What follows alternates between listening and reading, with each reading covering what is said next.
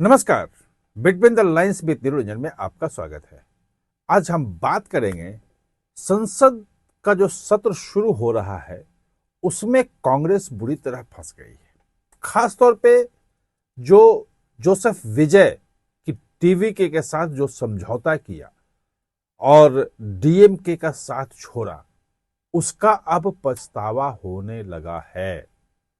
और ये जो साथ छोड़ा डीएमके का, ये कांग्रेस को बहुत भारी पड़ने वाला है। यह एहसास होते ही कांग्रेस में बेचैनी साफ साफ देखी जा रही है। आप जयराम रमेश के तमाम सोशल मीडिया पे भी चल रहे हैं, वैसे भी उनके बयान को देखें। अगर उनके बयानों को बारीकी से आप समझें और इधर उन्होंने जितने भी इंटरव्यू दिए हैं अलग अलग चैनलों पे, अलग अलग प्लेटफॉर्म पे, उन अगर इंटरव्यू को बहुत माइन्यूटली सुने तो आपको समझ में आ जाएगा कि कांग्रेस की बेचैनी क्या है और कांग्रेस को किस ढंग से अपनी गलती का एहसास हुआ है। कांग्रेस ये बताने में लगी हुई अभी तक कि नहीं नहीं नहीं, हमको सब ठीक है और हमारा तो मंत्री भी बन गया, लेकिन वो गलती जो है वो बहुत बड़ी गलती है। और जोसेफ विजय के साथ जो जाने का फैसला था वो बहुत मास्टर स्ट्रोक कहा जाता था कि राहुल गांधी का ये मास्टर स्ट्रोक है। और ये दिखाया जाता था कि कैसे 2010-11 में ही जोसेफ विजय जो है वो राहुल गांधी से मिल रहे थे और दोनों की केमिस्ट्री, फिजिक्स सब मिल रही है। और अगर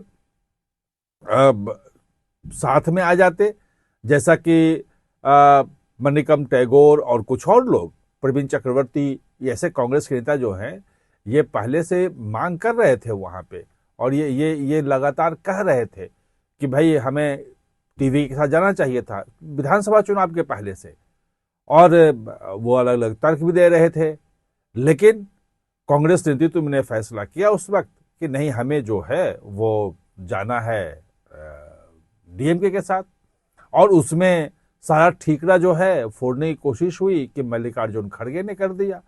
मल्लिकार्जुन खड़गे ने जो है वो लगा दिया कि नहीं, हमारा पुराना सहयोगी डीएमके के है और इसलिए हम जो है उसी के साथ जाएंगे, गठबंधन नहीं तोड़ेंगे।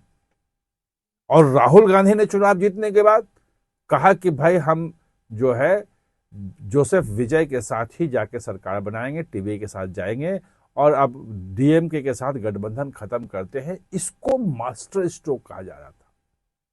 यह मास्टर स्ट्रोक जो है अब कांग्रेस के डिजास्टर का कारण बन सकता है। पूरा ध्यान से आप सुनिए और समझिए कि क्या क्या इसका इंपैक्ट लॉन्ग टर्म जो है वो कांग्रेस पे होने जा रहा है। ये अगर जयराम रमेश को अगर आप सीधे पहले यहां से समझें कि जो विपक्ष की जो सबसे बड़ी ताकत थी वो कांग्रेस की अकेले 99 सीटें नहीं थी। दरअसल वो बड़ी ताकत ये थी कि जो सत्ता पक्ष है वो कमजोर था। 240 बीजेपी और पूरा एनडीए को लगा ले तो 293 सीटें, यानी कि कोई भी संविधान संशोधन करवाने की स्थिति में नहीं थी। लेकिन जो विपक्ष इंडिया गठबंधन जो था वो सक्षम था और संविधान संशोधन विधेयक जो खासतौर पे परिसीमन और महिला आरक्षण को लेके था वो 17 अप्रैल को रोकने में सफल रहा। और जिसे जयराम रमेश घूम घूम के कह रहे हैं कि ये जो है ये बहुत बड़ी पराजय थी अमित शाह की। अमित शाह को हमने जो है घुटने के बल ला दिया, अमित शाह मुंह दिखाने लायक नहीं रहे, अमित शाह जो है वो उनकी इतनी बड़े पराजय हुई। लेकिन वो पराजय जो है उसको संभाल के लिए, वो पराजय में जो 22 सांसद हैं डीएमके के, उसकी बहुत बड़ी भूमिका थी। वो कांग्रेस द्वारा दी गई पराजय नहीं थी, वो संयुक्त विपक्ष की द्वारा दी गई पराजय थी जिसमें वो विधेयक पास नहीं हो पाया। शुरू में तो लगा कांग्रेस को कि राहुल गांधी ने बहुत अच्छा किया और देखिए हमारे तो हम पहली बार, मतलब डीएमके कभी कांग्रेस को सरकार में शामिल नहीं करती थी, गठबंधन में आप हैं और किसी सहयोगी को कभी डीएमके ने सरकार में शामिल नहीं किया, कैबिनेट में बिल्कुल जगह नहीं दी। आप बस गठबंधन में हैं, आपके एमएलए हैं, आप उस पर लड़िए, कोई दिक्कत नहीं है। पहली बार कांग्रेस के दो दो एमएलए बन गए तमिलनाडु में, और बड़े खुश कि हमारे दो दो एमएलए मंत्री बन गए। बड़े खुश कि चलो हमारे तो अब मंत्री भी वहां है, हम सचमुच में गठबंधन में हैं, सचमुच में सरकार में हैं। और इस ढंग से आप देख लें तो हमारी एक और राज्य में भी हम सत्ता में हैं।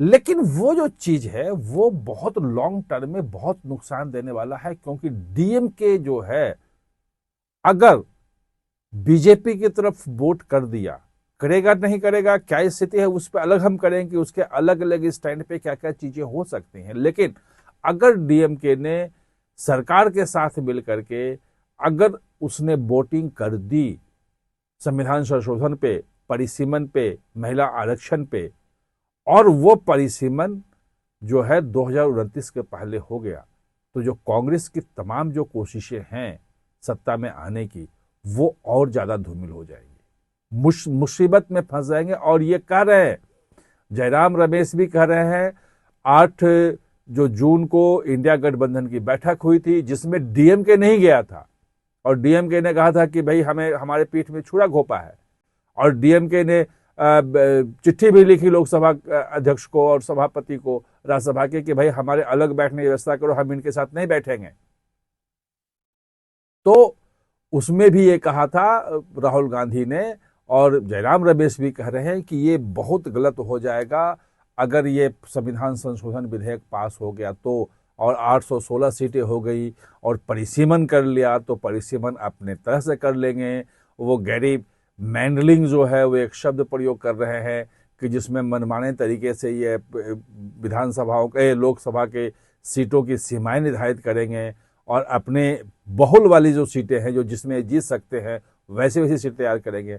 खैर अभी तक कई बार हो चुका है परिसीमन, ऐसा नहीं है। 1976 में रोक लगी थी, उसके पहले तो हुआ ही था, 61 के जनगणना के बाद भी हुआ था, 71 की जनगणना के बाद भी हुआ था, सीटें बढ़ी भी थी। और 2008 का परिसीमन तो कांग्रेस ने ही किया था, और वायनाड जैसी सीटें निकाल ली थी कि जो सबसे सुरक्षित मानी जाती है गांधी परिवार के लिए, वहां से गांधी परिवार हार ही नहीं सकता है। राहुल भी जीते, प्रियंका भी वहीं से आई। तो लेकिन पहली बार अगर भाजपा ने कर लिया, अगर अमित शाह ने कर दिया परिसीमन, तो सब गड़बड़ हो जाएगा, फिर दोबारा हम नहीं आ पाएंगे। और वो नौबत आ गई डीएमके का साथ छोड़ने से। सिंपल सी बात है कि डीएमके के पास दो ही रास्ते हैं, या तो वो कांग्रेस के साथ मिलकर के और बीजेपी को रोक दे कि भाई परिसीमन नहीं होगा। दूसरा रास्ता है कि वो बीजेपी के साथ आकर के और उसको वोट दे और बोले कि भाई 50% जो है सीटें हमारी बढ़ रही है, इससे हम संतुष्ट हैं, और डीएमके की तरफ से कहा भी जा रहा है, उसके नेताओं के आ रहे हैं बयान कि भाई अगर ये प्रपोजल है तो हम इस पर विचार करेंगे, यानी कि उस तरफ जाने के लिए तैयार हो गया वो। अब जो जयराम रमेश आज जो बयान दे रहे थे, उनकी जो समस्या आ गई है वो ये आ गई है कि भाई डीएमके तो भाजपा का घोर विरोधी है। वो तो डीएमके के लोग थे जो कह रहे थे, उसके नेता उदयनिधि स्टालिन, कि हम ये सनातन जो है वो मलेरिया और क्या क्या डेंगू है इसको समाप्त करना है। वो तो बिल्कुल अलग लाइन पे थे। वो कैसे बीजेपी के साथ जा सकते हैं? वो बीजेपी के साथ नहीं जा सकते हैं, वो कांग्रेस के साथ रहेंगे। हम बातचीत करें, किससे बातचीत करें नहीं बताया। जब उसने कह दिया कि पीठ में छोड़ा घोपा है, तो फिर अब क्या बात कर रहे हैं ये नहीं पता। तीसरा रास्ता ये है कि वो डीएमके उसे अब्सेंट कर जाए, न बीजेपी की तरफ आके वोट करे और न कांग्रेस की तरफ जाके वोट करे, बाहर चला जाए। जैसे ही वो बाहर जाती है डीएमके, तो 543 की जो विधानसभा है उसकी संख्या घट करके उपस्थित 2/3 चाहिए, उपस्थित और मतदान करने वाले सांसदों का, सदस्यों का। तो जो 2/3 है वो 362 से घट के 348 आ जाएगा, और 324 जो है वो सीटें बीजेपी की हो चुकी है। 298 का वोट पड़ा था 17 अप्रैल को, और उसके बाद आप देख लें 20 तो टीएमसी के जो टूट के गए हैं, nationalist citizen party of India में, और 6 जो हैं वो शिवसेना में आए हैं यूटीवी वाले टूट के, और 8 जो है वो सुप्रिया सुले ने भी जो संकेत किया है कि हम इस पे विचार कर रहे हैं और ये हमारे लिए है, मतलब ओपन कर दिया, उन्होंने संकेत दे दिया है, तो 232 332 हो जाते हैं। केवल 16 कम रहता है। और अगर 24 सांसद उस दिन नहीं आते हैं और डीएमके को छोड़ के और नहीं आते हैं वोट करने में, या छोटे सांसद, छोटी पार्टियां, 4 पार्टी, 3 सांसदों वाली पार्टी, 4 सांसदों वाली पार्टी, उसमें आरजेडी भी है, उसमें झारखंड मुक्ति मोर्चा है, उसमें कई पार्टियां हैं। अगर वो सब जो है उसके सांसद कहें कि हम संसद में नहीं जा रहे, उस दिन वोट करने नहीं आए, संख्या अगर 24 हो जाए तो हो सकती है उसमें कुछ हो सकता है वोट करने आ जाए इसके पक्ष में। यानी कि राहुल गांधी की एक गलती ने यह संविधान संशोधन विधेयक पास होने का रास्ता साफ कर दिया है, और वो लॉन्ग टर्म में 2029 के लिए कांग्रेस पे भारी पड़ेगा अगर परिसीमन के बाद चुनाव हुआ तो। ये कांग्रेस के नेता खुद कह रहे हैं, जो योगेंद्र यादव हैं वो खुद इसकी चिंता जता रहे हैं। इसमें मेरी बातों पे जाने की ज्यादा जरूरत नहीं है। आप हमारे साथ जुड़े, इसके लिए बहुत बहुत धन्यवाद।